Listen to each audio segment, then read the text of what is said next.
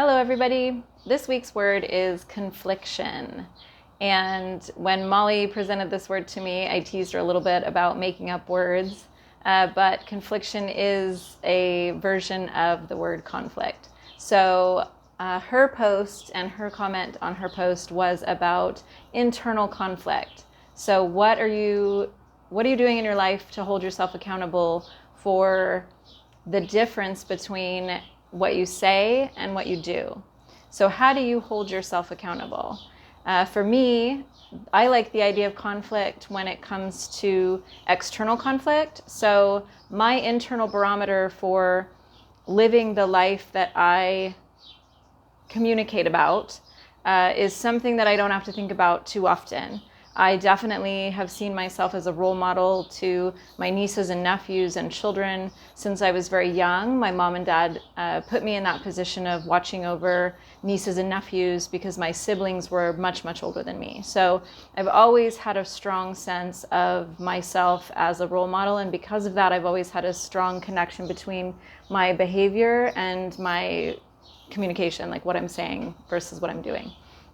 So for me, the bigger issue with conflict is learning how to stand up for myself, learning how to voice my opinion when things are difficult to talk about.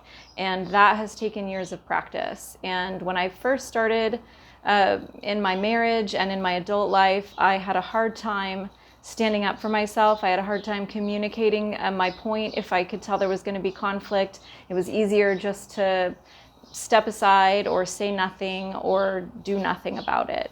When I look at it from a psychological perspective, it's the idea of like that mammalian part of your brain. So conflict triggers some things in the very oldest part of our brain that put us into a state of fight, flight, or freeze.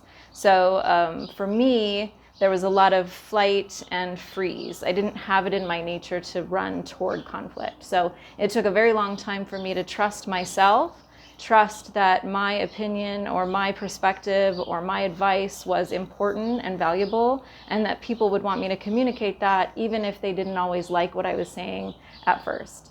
So I've had to grow through the years into a position of being willing to go into conflict even when it's uncomfortable. And I think with the IMR system, the part of that has helped me is to go at conflict from a place of compassion. So if I disagree with someone, or I have a differing opinion, or there's some conflict going on between us, I try to use my internal voice, that inner observer, to really slow down and check myself and say, is this person doing this thing or saying this thing intentionally to hurt me or intentionally to upset me? Or is this just a difference of opinion or a difference of perspective because of our personalities?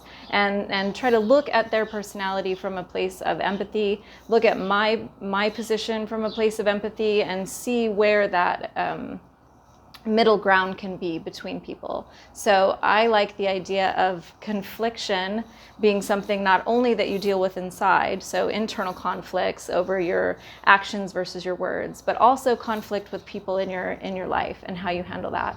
So we'd love to hear your thoughts about confliction and how you see that aspect of your life. Thank you for showing up today.